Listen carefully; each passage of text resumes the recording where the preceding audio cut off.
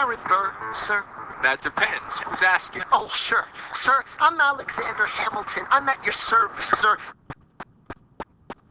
Good afternoon and welcome to the Kuhn Academy for this installment of AP US History, where we're not just learning history, we're making history. So today we're going to talk to you about the Hamilton Financial Plan, which was the basic foundation for our economy and kind of set the United States on course to be a capitalist nation, and probably the most controversial topic of this founding period from 1789 to 1800.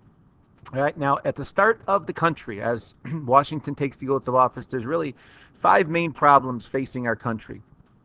All right, one of those is obviously the president. All right, what powers are we going to give the president? Who is it going to be? So on and so forth. So Washington kind of sets that precedent for how presidents are going to act and govern, including like serving for 2 terms, creating a cabinet, stuff like that. He also realizes the presidency is too big for one person, so he creates a cabinet, which is a group of advisors to help him enforce policy, which is the executive branch's job. And those include the Secretary of State, which is Thomas Jefferson, the Attorney General, which is Edmund Randolph, who's another Virginian from the Constitutional Convention period, and our Secretary of Treasury, Alexander Hamilton. Where are we going to put the capital is another problem facing the country.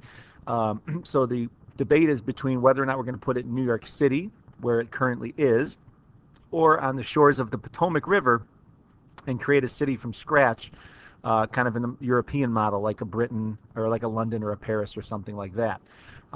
So the compromise ends up being worked out that the South gets the capital on the shores of the Potomac River in Virginia and Maryland, and then the North, while giving up the capital, gets Hamilton's financial plan, which helps us solve problem number 4, which is the large amount of debt that the country is left over with from the American Revolution. Hamilton's going to come up with a plan to deal with that. And then the court system. We have to figure out what our federal court system is going to look like. So Congress passes a Judiciary Act of 1789 that regulates our court system and creates lower courts in addition to our Supreme Court. All right, but Hamilton's financial plan is the main element of this time period. Okay, Hamilton we know is the first Secretary of Treasury, and he kind of has this nationalist vision. All right, we saw this in the Federalist Papers as he supported the passage of the Constitution, and even at the convention he wanted basically a monarchy and a lifetime Senate because he wanted the government to be strong and powerful, kind of like Britain's, which doesn't make a lot of sense because they broke away from them, but that's Hamilton for you. All right, so his goals: he wanted to establish credit among the United States. How do you establish credit? You do that by borrowing money. If you borrow money and pay it back, people are more likely to loan you money in the future. He also wanted to have a sound currency. The Constitution provides for the coining of money by Congress, so we needed to have a uniform currency that all states would use that would have credit with other nations and not be subject to rapid inflation and things like that. He also obviously wanted to strengthen the national government, limiting some of the power from the states. So the way Hamilton is going to interpret the Constitution is what we say loosely. All right, we're going to loosely interpret it by saying that Congress has implied powers that are not written in the Constitution. We'll come up to that in a second here. And then lastly, he wanted to get the support of the people with property. You needed the wealthy to support the government because then they'd be willing to loan the government more money. They would be willing to support its financial growth. Where if they didn't support it, the federal government wouldn't have a lot of strength or credibility. So if you can get the wealthy behind you, that's going to ensure the strength of the nation. All right, so here's what he proposed. All right, he said we're going to repay the foreign debt. All this debt that the states owed and that the country owed from the Revolution would be paid, because if you pay that off, you're going to be more likely to be able to borrow money in the future. All right, so we're going to repay the foreign debt. Number 2, we're going to assume the debts that are still unpaid from the states in the Revolutionary War. All right, it might seem like a dumb idea. Why are we going to take on all this money? Why are we going to borrow money from the states and take that? Well, if the states were debt-free, they would have money and be more likely to support the federal government, pay their taxes, make loans and stuff like that. And number 2, the people we owed the money to, all right, like so let's say Maryland owed money to the Netherlands, and if the federal government assumes that, well, the Netherlands is going to support the United States because they want their money back. So this kind of ensures that they're going to get the support of other countries and other wealthy donors and investors if they have money owed to them. All right, rather than the states, we're going to assume that. So assumption is the word I want on the word wall first thing, non-homeroom kids, for class tomorrow, is the assumption of state debts. All right, federal government would take that on, and the states would be debt free. All right, now we got to raise some money. If we're going to do that, we have to raise some money to pay the debts off. So Hamilton proposed what was called an excise tax, another great word wall word, which was a tax on items made within the country.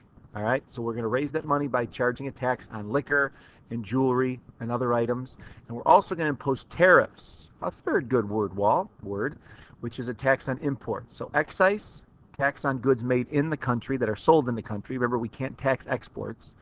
And then tariffs, which are taxes on imports. All right, so Hamilton figured that these are luxury items. Nobody's going to object to that. And tariffs are actually paid by other countries, so no one would object to that either.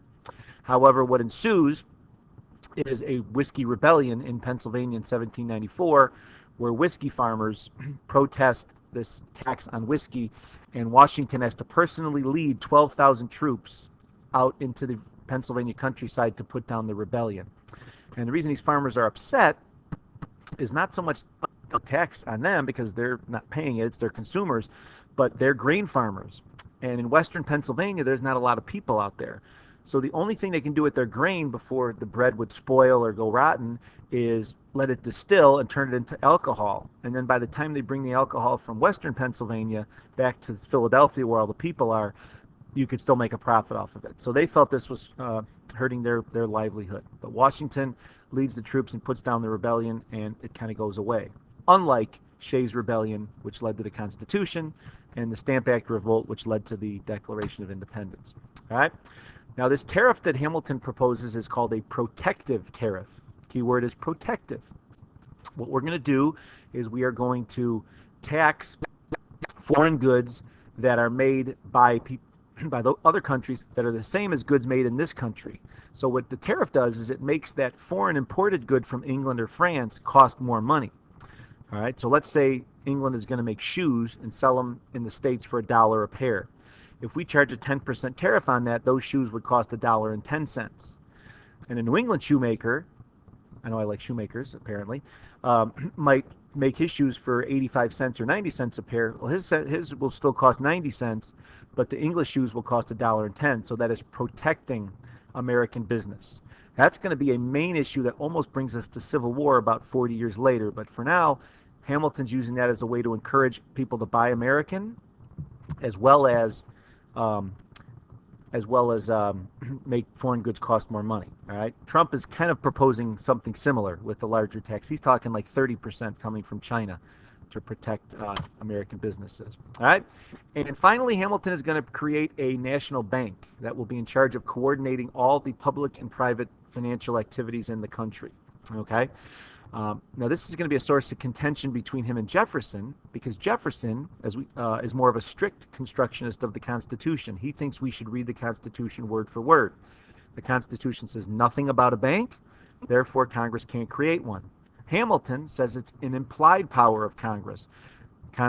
Constitution says that Congress can coin money, so if you can coin money, it's implied that you can create a bank to distribute that money and regulate that money and so on. So Hamilton is going to create this public bank, and it's going to create a huge rift among Southerners. But this is going to put a lot of power in the hands of the wealthy people in the North. All right. So hopefully that's helpful to you. All right. Thank you for listening to this installment of the Kuhn Academy, where we're not just learning history, we're making history. All right. And we'll see you in class on tomorrow. I have been looking for you. I'm getting nervous. Sir, I heard your name at Princeton. I was seeking an accelerated course of study.